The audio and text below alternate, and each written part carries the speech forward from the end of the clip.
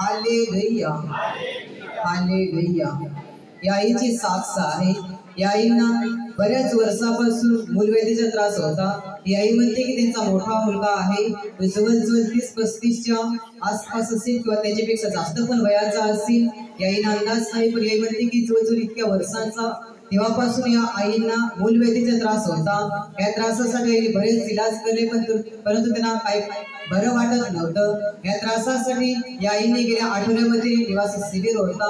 त्या शिबिरमध्ये आईने विश्वासाने भाग घेतला। त्याच प्रभू येशूचा या आईला स्पर्श झाला आणि आई म्हणते की शिबिरमधून घरी गेल्यावरती त्यांचा त्रास पूर्णपणे निघून गेला। आता 3 दिवस झाले पूर्ण बरा त्याला काही त्रास होत नाही। तसेच या आईची दुसरी साक्ष आहे। 1 महिन्यापासून तिच्या डोक्यामध्ये दुखायचं, तिच्या अंगाला आग सारखी व्हायचे। या त्रासासाठी या आईने शिबिरमध्ये भाग घेतला।